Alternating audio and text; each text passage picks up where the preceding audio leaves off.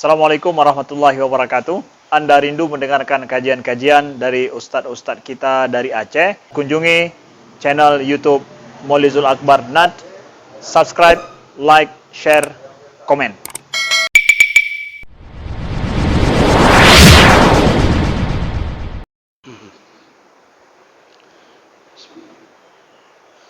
Assalamualaikum warahmatullahi wabarakatuh. Innal hamdalillah nasta'inuhu wa nastaghfiruh wa na'udzu bihi min shururi anfusina wa min sayyiati a'malina. May yahdihillahu fala mudilla lahu wa may yudlil fala hadiya lahu. Asyhadu an la ilaha illallah wahdahu la syarika lahu wa asyhadu anna Muhammadan 'abduhu wa rasuluhul karim. Allahumma shalli wa sallim على نبينا وسيدنا المصطفى محمد وعلى آله وأصحابه أجمعين. أما بعد. رب اشرح لي صدري ويسر لي أمري واحلل عقدة من لساني يفقهوا قولي. Segala puji bagi Allah, kemudian salawat dan salam pada Rasulullah, pada keluarga dan seluruh sahabat-sahabatnya. Ya Allah, mudahkan insyaAllah para pengurus masjid beserta semua jemaah, bapa-bapa dan ibu-ibu yang telah berhadir. Dan semoga kehadiran kita menjadi catatan pahala di sisi Allah Subhanahu wa taala. Bapak Ibu yang Allah muliakan, kita masih membahas tentang bab sawabul ilmi wal ulama wa fadluhum, yaitu tentang pahala yang didapatkan dengan menuntut ilmu dan menjadi orang yang alim dan keutamaan-keutamaannya. Di pertemuan yang lalu, yang terakhir, kita sudah membacakan satu hadis bahwa Rasulullah sallallahu alaihi wasallam menyebutkan bahwa orang-orang yang alim, diberi ilmu oleh Allah, mereka itu bagaikan tanah yang diserami hujan, yang tanah itu bisa menyerap lalu kemudian memberi manfaat. Selain dirinya menyerap air, lalu dia tumbuhkan tumbuh-tumbuhan, kemudian bisa bermanfaat untuk minuman hewan-hewan. Jadi perumpamaannya begitulah orang yang berilmu, diturunkan ilmu kepadanya, lalu kemudian dia menyerap untuk dirinya sendiri, artinya bermanfaat untuk dirinya sendiri dan juga bermanfaat untuk orang lain. Dan itulah kebaikan orang berilmu. Dan nanti semua kebaikannya akan menjadi penyebab terbukanya pintu surga. Dan itu tidak perlu menjadi seorang ustaz baru mendapatkan label itu, tidak. Kita saja yang mengaji hari-hari, bapak-bapak dan ibu yang Allah muliakan, kita mengaji di masjid-masjid, lalu kita sudah banyak yang kita fahami. Kita ajarkan anak isteri, akhlak kita berubah, akhlak isteri berubah, anak-anak mendapatkan manfaat dari ilmu yang kita bawa, maka kita sudah dianggap orang-orang yang bermanfaat dengan ilmu kita. Baik, kita lanjutkan hadis berikutnya, yaitu dari Ibnu Mas'ud radhiyallahu anhu, qala Rasulullah sallallahu alaihi wasallam, Rasulullah berkata, ini hadis riwayat Bukhari Muslim dengan derajat yang sahih. Kata Rasulullah, la hasada illa fi isnatain. Tidak boleh hasad kecuali pada dua perkara. Jadi Rasulullah memulai kalimat dengan tidak boleh hasad. Lalu beliau mengatakan kecuali pada dua perkara. Berarti ada hasad yang dibolehkan. Hasad itu bahasa kita dengki, iri hati. Dalam timbangan pengertian yang diberikan oleh para ulama, hasad itu tidak senang datangnya nikmat kepada orang lain. Ukuran tidak senang, hati tidak nyaman ketika mendengar ada nikmat yang diberikan pada orang. Ukuran itu sudah disebut hasad. Tapi nanti ada hasad yang lebih tinggi. Dia ingin nikmat itu hilang dari orang, lalu datang kepadanya. Itu sudah naik ke level yang lebih tinggi. Makanya orang hasad itu sekedar hatinya tidak senang ketika nikmat jatuh pada orang, turun pada orang, itu sudah hasad. Kalau seorang suami menceritakan pada istrinya bahawa teman di kantornya dapat hadiah karena menjadi pegawai teladan, dapat motor, lalu istrinya merasa tidak senang, mungkin dia akan mengatakan, memang apa hebatnya dia, kenapa kamu tidak dapat begini-begini. Itu sudah hasad. Namun hasadnya level rendah, yang dia hanya sekedar tidak senang. Tapi begitu dia lanjutkan, dia ingin nikmat itu hilang. Jadi besoknya dia ingin memfitnah temannya yang dapat hadiah supaya dicabutnya hadiah itu. Itu naik hasadnya. Lalu dia naik lagi ketika nikmat itu dia inginkan untuknya. Orang jangan dapat, tapi dapatnya ke dia. Itu naik lagi level hasadnya. Nah, makanya orang hasad itu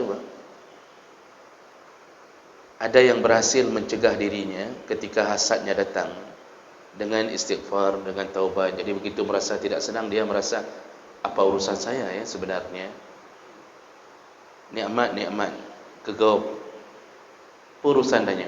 Nah, misalkan kita pukul diri kita, kita pukul hati kita dengan perasaan-perasaan, itu nikmat, memang rezeki dia. Tadi kita hasad, tapi kemudian kita mencoba untuk mengalahkan nafsu kita sendiri, keburukan ini, dengan mengatakan di dalam hati kita, ini rezeki kau, memang rezeki dia. Maka kita berhasil melawan hasad. Tapi kalau sudah merencanakannya, tinggal lapor pak bos. Saya lapor sama bos supaya motor itu atau Honda yang dia dapatkan itu enggak jadi dikasih ke dia. Nah, ini hasad ini yang berbahaya. Makanya orang-orang mendefinisikan hasad dengan kalimat singkat, senang lihat orang susah, susah lihat orang senang. Itu hasad. Dan hasad ini dijamin oleh Nabi, orang yang melampiaskan hasadnya maka akan menghapus pahala-pahalanya. Rasulullah mengatakan, innal hasada ya'kulul hasanat kama ya'kulun nar al-hatab. Orang yang hasad itu sama orang yang hasadnya itu akan memakan kebaikannya. Artinya dihapus kebaikan-kebaikannya, sama seperti api membakar atau memakan kayu bakar. Jadi cukup cepat kebaikan dihapus oleh Allah ketika sifat hasad itu muncul. Jadi ini amalan hati yang paling berbahaya, salah satu keburukan akhlak dalam hati. Semua kejadian-kejadian kezaliman terhadap orang itu berawal dari hasad. Sampai ketika dia tidak ingin seorang perempuan menjadi istri daripada orang, karena dia pun mencintai perempuan itu. Lalu dia berprinsip, Lung ham merempak, gop baik merempak ke panjang. Misalnya ada satu gadis yang dia cintai. Orang kalau sudah punya sifat hasad, gadis itu menolak lamaran si orang ini, lalu dia nikah sama orang lain. Maka dia mulai dibisikkan syaitan melalui sifat hasadnya, bagaimana caranya gadis ini saya tidak dapat, orang lain pun enggak boleh dapat. Maka mulailah dia melakukan amalan untuk membuat si perempuan itu sakit atau disihir, diguna-guna, dijadikan disihir sampai gila. Makanya muncullah penyakit ain. Kata Nabi, innal aina haq. Penyakit ain itu penyakit yang benar adanya. Dan penyakit ain itu muncul dari hasad. Maka menyihir orang itu karena tidak senang ada nikmat yang datang kepadanya. Itu model penyakit hasad. Dan ini salah satu dosa besar. Ya. Kata Rasulullah, wala tahasadu, janganlah engkau saling menghasad. Jadi bagaimana Bapak Ibu yang Allah muliakan, kalau penyakit ini muncul, lihat salah satu solusinya selain memulangkan urusan pada Allah, maksudnya ya udah rezeki dia itu, bukan rezeki kita. Tetangga samping sudah beli mobil, kita belum beli, itu rezeki dia. Oh, kita sudah beli Kijang tahun 1970, sedangkan tetangga samping sudah beli mobil terbaru. Lalu bisik-bisik antara kita dengan isteri. Itu cara memukul hasad itu, langsung pulangkan ke urusan Allah. Kita katakan memang rezeki dia. Rezeki kita ya bak Kijang 70-nya. Pukullah hati, mengatakan untuk apa mobil baru kalau enggak dibawa-bawa. Bagus Kijang, bisa kita terjun ke banjir, bisa kita masuk ke pasar impres langsung, enggak perlu parkir di luar, bisa kita taruh depan rumah. Pencuri saja enggak ada minat untuk mencuri. Jadi poh-poh draw, poh-poh penyakit draw. Itu yang pertama. Kemudian cara memukul hati yang hasad. Kata para ulama, ikuti sunnah Nabi, yaitu suruh lihat orang yang lebih rendah dari kita. Kita alhamdulillah punya mobil. Orang lain samping sebelah sana, jangankan mobil, istri aja belum ada. Kita alhamdulillah diberi ini, diberi itu yang sana samping sana, masya Allah, begitu. Jadi itu menyebabkan hati kita tenang. Jadi hasad ini karena nafsu ingin selalu berada di atas, ingin selalu dikenal lebih hebat. Orang bisa hasad dalam semua keburukannya. Ini penyakit yang dilarang oleh Nabi sallallahu alaihi wasallam. Namun dalam hadis ini disebutkan bahwa ternyata ada hasad yang dibolehkan pada dua perkara. Nah, ini Nabi memakai bahasa hasad. Para ulama menjelaskan yang hasad seperti Imam Nawawi. Imam Nawawi menjelaskan begini. Karena ini secara masuk ke dalam hadis Muslim. Imam Nawawi salah satu kitabnya adalah Syarah Sahih Muslim. Imam Nawawi ketika menjelaskan hadis ini mengatakan hasad itu ada dua. Ada hasad hakiki, ada hasad majazi.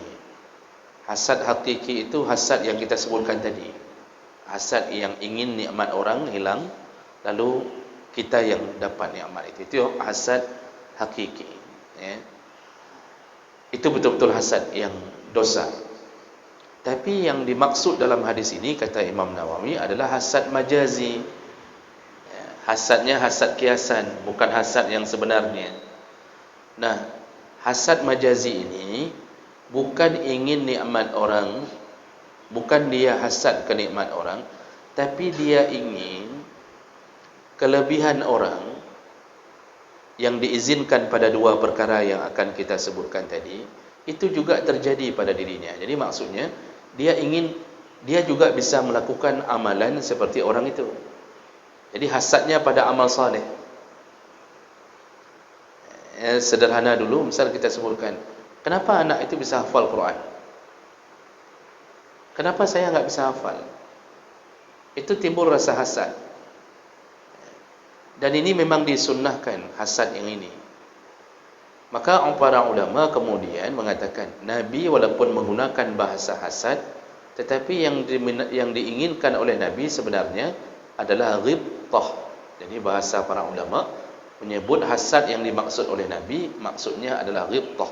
Makanya dalam kitab ini, ya, itu Imam Al-Munziri sendiri, pengarang kitab ini, itu gurunya imam besar, gurunya para ulama, itu menyebutkan wal murad bil hasad fi hadzal hadis huwa al-ghibtah. Yang dimaksud dengan hasad dalam hadis ini adalah ghibtah. Ghibtah itu tamanni ma lil maghbun, bercita-cita untuk menjadi orang yang diberi kelebihan oleh Allah dalam amal saleh itu. Dan ini sunnah, bagus ini. Kalau tadi buruk hasad hakiki itu, kalau ini malah dianjurkan. Hasad ini sesuai dengan perintah Allah, fastabiqul khairat, berlomba-lombalah engkau untuk melakukan kebaikan. Dia kenapa bisa hafal Quran, kenapa saya tidak bisa?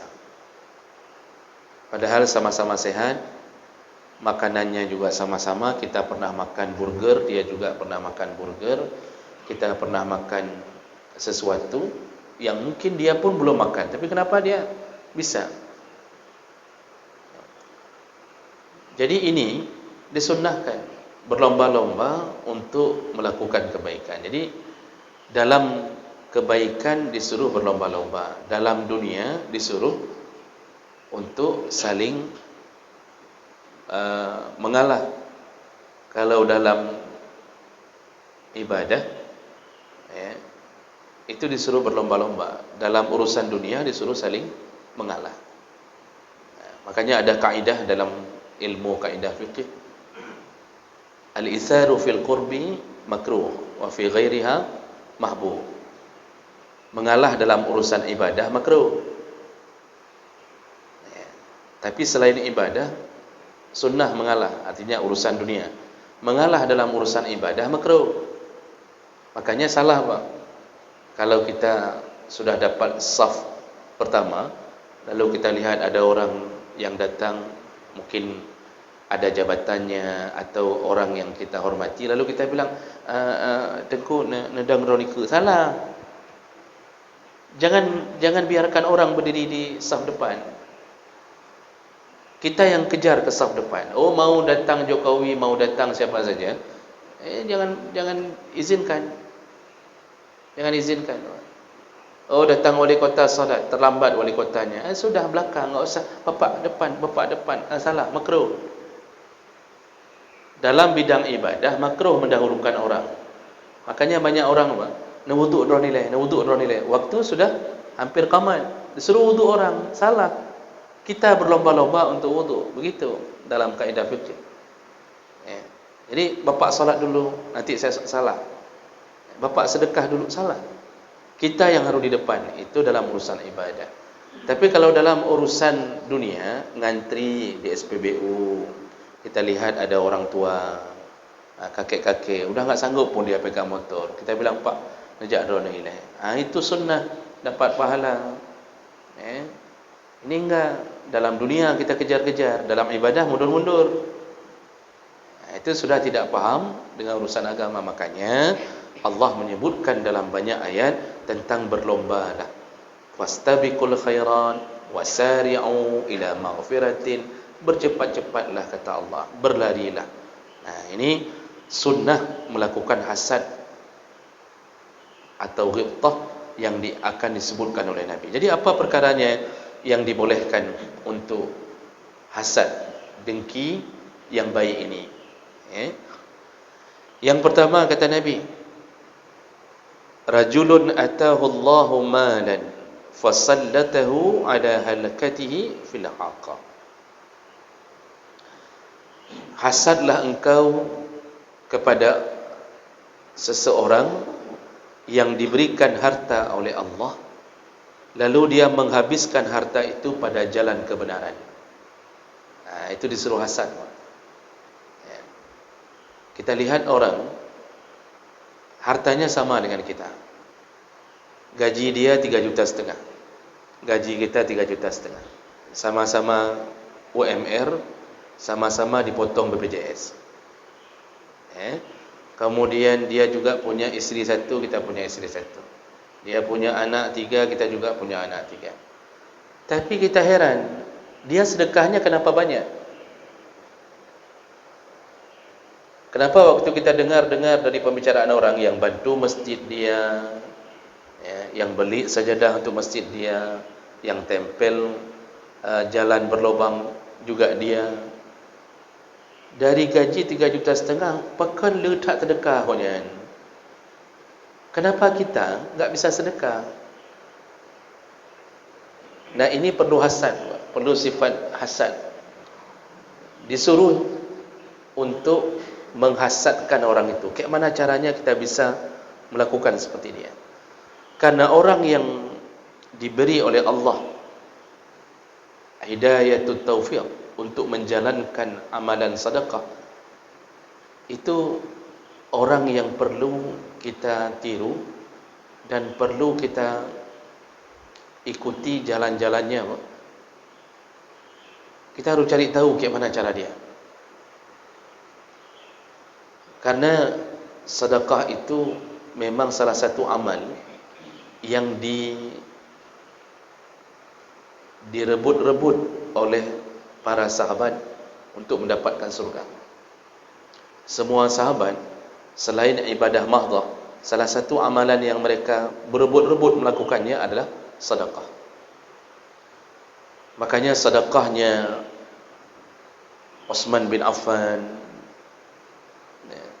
itu tidak terkira. Dalam perang Tabuk, Utsman bin Affan berlomba-lomba dengan Abdurrahman bin Auf. Jadi Abdurrahman bin Auf mengatakan, aku yang menanggung semua peralatan perang. Jadi sampai 1,000 pasukan dia yang tanggung. Itu berapa M tu? M itu keluarannya itu. Sedekahnya M untuk mempersiapkan pasukan perang. Dia tanggung. Lalu Utsman bin Affan mengatakan, semua makanan selama perang berbulan-bulan aku yang tanggung. Dia keluarkan sedekahnya untuk menanggung hidup mujahid fi sabilillah. Berlomba-lomba itu. Itu berdua mereka saja itu sudah ini belasan miliar itu. Ini dalam sejarah sebutkan. Utsman bin Affan ketika mendengarkan Nabi mengatakan, siapa yang bisa membeli sumur untuk kepentingan minumnya penduduk Madinah, yang mukmin, yang Islam, maka aku jamin surga. Utsman bin Affan langsung mengatakan, "Long ya Rasulullah, balung domonnya." Dibelinya sumur itu dari Yahudi. Dan ujung ceritanya, pertama Yahudi itu tidak mau jual. Dia ingin ngambil manfaat setiap waktu dengan menyewakannya. Akhirnya terpaksa Utsman sewa. Secara sewanya 1 hari milik Yahudi, 1 hari milik Utsman. Waktu milik Utsman, Utsman mengatakan kepada penduduk Madinah, hari ketika menjadi milik Utsman menyewa, itu semua orang penduduk Madinah dibebaskan mengambil air di situ. Akibat penduduk Madinah mengambil air di situ semua, besok harinya hari Yahudi, enggak ada yang ambil air lagi. Orang sudah simpan air di hari Utsman. Membangkrut tuh Yahudi, enggak ada yang sewa lagi hari, enggak ada yang datang untuk mengambil air. Akhirnya Yahudi itu menyerah. Ya sudahlah, kalau sudah begini ku jual sajalah sumur ini. Dijual, Pak. Dijual bukan dengan harga cilek-cilek. Karena dia tahu dibutuhkan. Enggak ada air pada waktu itu, musim paceklik. Dijual itu ratusan juta, Pak. Sumur itu, sumur bangainya. Ratusan juta waktu itu. Dibeli oleh Utsman demi diwakafkan supaya penduduk Madinah bisa minum. Dan hari demi hari terus berlanjut. Wakaf itu kemudian jadi kebun kurma. Sumur itu nanti berubah jadi kebun kurma. Hasilnya dibeli kebun kurma.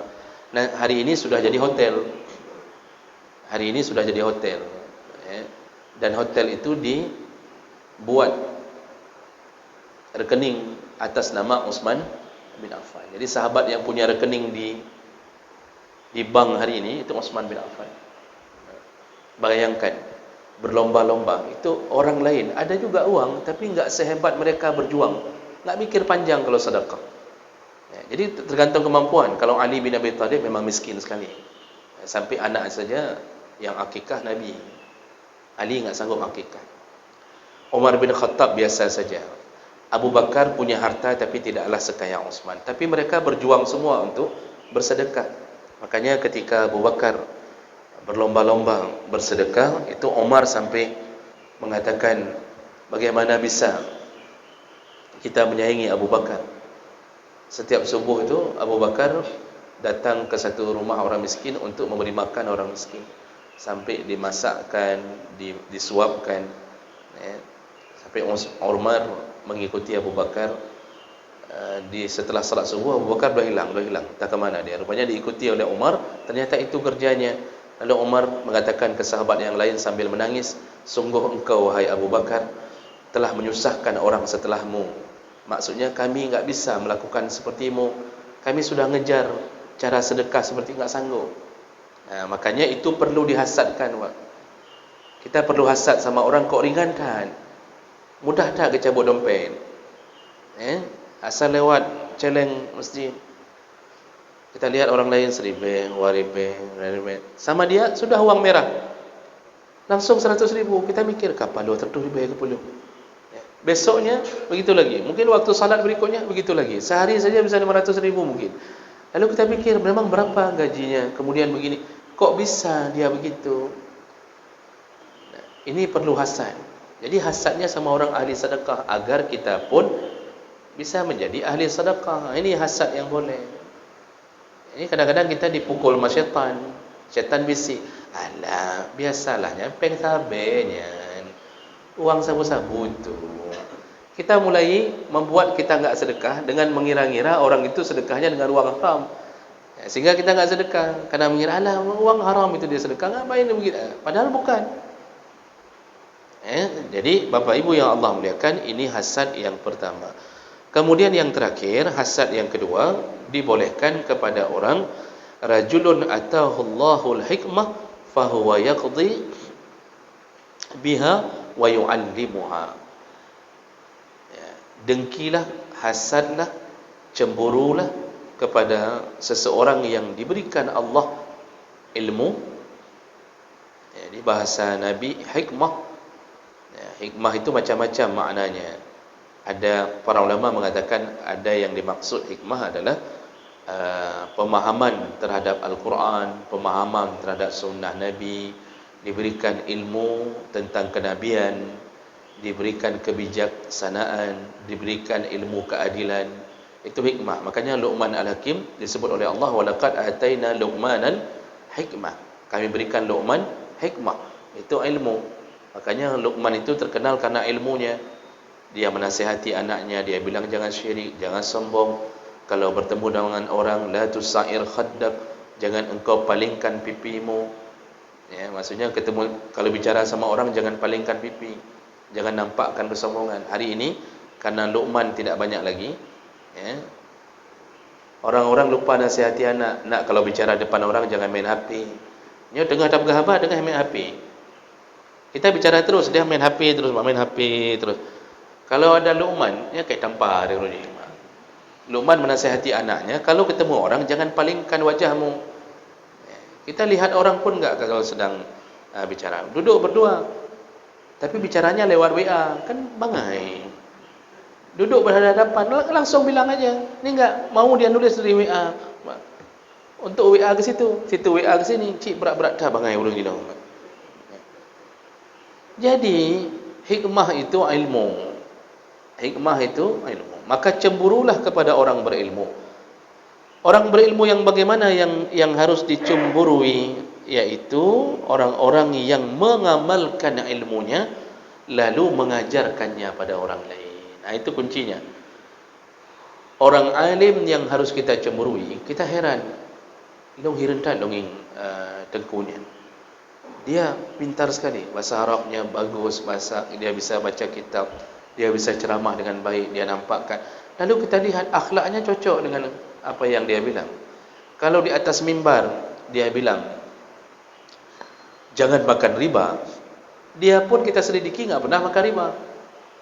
Kalau di atas mimbar dia bilang jangan tipu proposal anak yatim, dia pun nggak pernah lakukan. Kalau dia bilang jangan lakukan zina, dia nggak pernah lakukan. Itu yang patut kita cemburui, orang alim yang mengamalkan ilmunya lalu yu'allim, dia mengajarkannya pada orang lain. Itu kasih tahu sama anak, boleh Pak. Nah, coba lihat. Itu bapa itu, atau tengku itu, atau ustaz tu lihat. Ya, dia hafal Quran, dia hafal hadis, dia bisa ini, bisa itu, ceramahnya bagus, waktu jadi imam pun bisa. Tiru dia nak, tiru dia. Nah, itu salah satu kecemburuan mamak cemburu kali. Ya, kok bisa dia begitu? Bapakmu saja, maksudnya suaminya, bapakmu enggak bisa apa-apa, mamak cemburu kali. Mamak nyesal kali berkahwin sama bapakmu. Itu sudah enggak bagus ke situ. Menyokong tingkat, itulah dah kamu kahwin dengan lakonnya. Mending kamu kahwin urus caranya. Itu takdir Allah, memang itu juga bahagian dari ujian. Tapi yang ingin kita katakan bahwa kan ada orang ahli psikologi yang kadang-kadang mengatakan jangan banding-bandingkan anak dengan orang lain. Nyan psikologi donya. Dalam agama disuruh banding-bandingkan. Maka kan kita sering nak, coba lihat tu si Ali tu. Bisa kok dia? Bisa kok dia hafal Asmaul Husna? Bisa kok dia hafal surat ini, surat itu? Bisa kok dia hafal kali-kali? Kamu ni kenapa? Kata si anak. Ya, adik kan ikut mama, katanya. Mubah mati, dia bukan ikut mama. Kan? Mama kan bodoh, tak bisa hafal kali-kali. Adik juga begitu. Nah, misal begitu. Tapi boleh membanding-bandingkan. Jadi enggak benar psikologi yang mengatakan jangan bandingkan anak dengan orang lain, nanti hatinya akan terpukul. Itu dunia. Urusan ilmu disuruh banding-bandingkan, disuruh beri semangat, ikuti dia, ikuti dia. Jadi jemaah melakukan Allah Subhanahu Wa Taala, itu yang boleh kita cemburui. Jadi jangan cemburu sama orang alim yang tidak mengamalkan ilmunya, juga tidak bermanfaat ilmunya pada orang lain. Alim munafik. Alim dempu je baca kitab kuning je, kitab putih je, kitab hitam je, dempu je kan.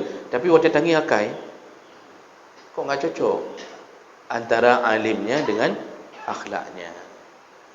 Kita lihat waktu diajarkan dalam pengajian dibilangnya bahwa jangan makan haram.